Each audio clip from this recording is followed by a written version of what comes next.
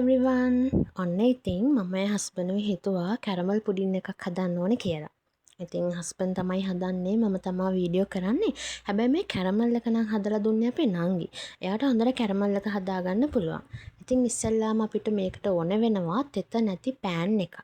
තෙත නැති පෑන් එකට අපි සීනි මේස හැඳි 4-5ක් වගේ තමයි දාන්නේ. හැබැයි අපේ නංගි ලොකු හැන්දක් අරගෙන මෙයාට හිතේ හැටියට සීනි ටිකක් දාගත්තා. ඉතින් මේ සීනි ටික කැරමල් කරගන්න ඕනේ අඩු ගින්දරේ. කලවම් කරන්න යන්න එපා. වතුර මුකුත් එකතු කරන්න යන්න එපා. ඉතින් සීනි ටික අඩු ගින්දරේම කැරමල් වෙන්න තියන්න. ඔන්න දැන් සීනි ටික කැරමල් වේගෙන එන්නේ. ඒත් කලවම් කරන්න යන්නත් එපා. වතුර මුකුත් එකතු කරගන්න යන්නත් එපා. ඔන්න දැන් සීනි ටික කැරමල් වෙලා තියෙන්නේ. පේනවනේ කලර් එක golden brown කලර් එකක් තමයි තියෙන්නේ. මෙන්න මේකට අපි උණු වතුර අඬු කෝප්ප භාගයක් විතර එකතු කරගෙන හොඳට කලවම් කරගන්න ඕනේ. ඔයාලට පේනවා ඇති මෙතන කැටයක් වගේ තියෙනවා. ඉතින් උණු වතුර දාපුවහම මෙහෙම වෙන්න පුළුවන්. ඉතින් ඒ කැටේ දිය වෙනකන් හොඳට කලවම් කරගන්න ඕනේ. ඔන්න දැන් ඉතින් කැරමල් එක හරි. මේ කැරමල් එක හරියටම කැරමල් වුණාද කියලා දැනගන්න පුළුවන් පොඩි ක්‍රමයක් තමයි මේක. බෝල් එකකට වතුර ටිකක් දාලා ඒකට කැරමල් ටිකක් දාගන්න. දාලා ඉවරලා මෙහෙම ඇඟිල්ලෙන් ඒක අරගෙන බලන්න. ඒක හොඳට නිකන් අතේ ඇලෙන්නේ නැතුව තියනවා නම් ඒ කියන්නේ කැරමල් එක හරි.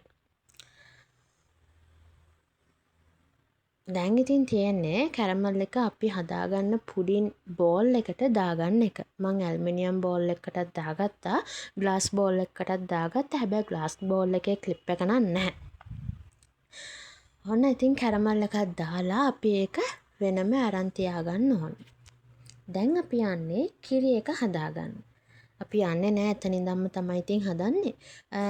ඒකටත් අපිට ඕන වෙනවා පෑන් එකක්. ඒ පෑන් එකට කිරි ලීටරයකින් මිලිලීටර් 250 පෑන් එකට දාලා සීනි මේස හැඳි 8කුත් දාලා අඩු ගින්දරේ සීනි ටික හොඳට දිය කරගන්න ඕන.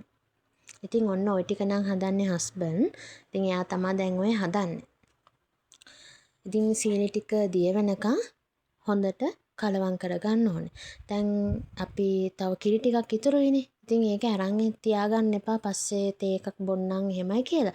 අපිට ඒ කිරි ටිකත් ඕනේ වෙනවා.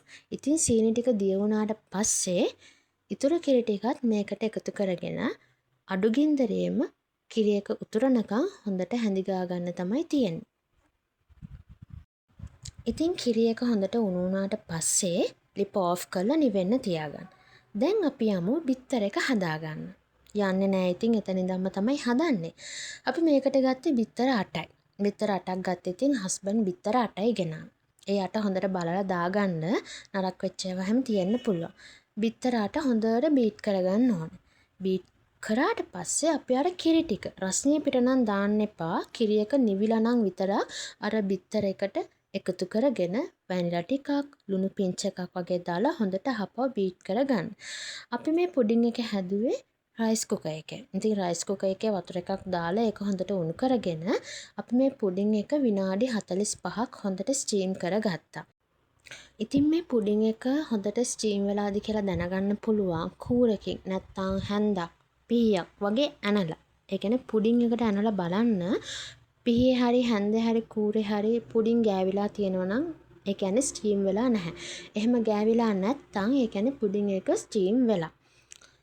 ඉතින් රයිස් කුකර් එකෙන් එළියට අරගෙන නිවෙන්න තියලා ෆ්‍රිජ් එකෙත් පැය 4-5ක් වැඩි කාලයක් තියෙන තරමට තමයි පුඩින් එක රස එන්නේ. ඉතින් ෆ්‍රිජ් එකේ තියලා ගත්තට පස්සේ මෙන්න මෙහෙමයි. මේක නම් පොඩ්ඩක් මගේ අතින් කැවුණා. මොකද මම පුඩින් එක වටේට පිහියෙන් කපන්න ගිහිල්ලා චුට්ටක් එක හොඳටම කැවුණා. චුට්ටක් නෙමෙයි හොඳටම කැවුණා. මේ තියෙන්නේ මම ග්ලාස් බෝල් එකේ හදාගත්ත පුඩින් එක. ඒක නම් ටිකක් හොඳට ආවා. ඇත්තටම කිව්වොත් හරිම රහයි. try කරලා බලන්න. ඉතින් ඔන්න ඔහොමයි හස්බන්ඩ්ුයි නංගි මම වීඩියෝ කරා පුඩින් හැදුවේ. එහෙනම් bye bye.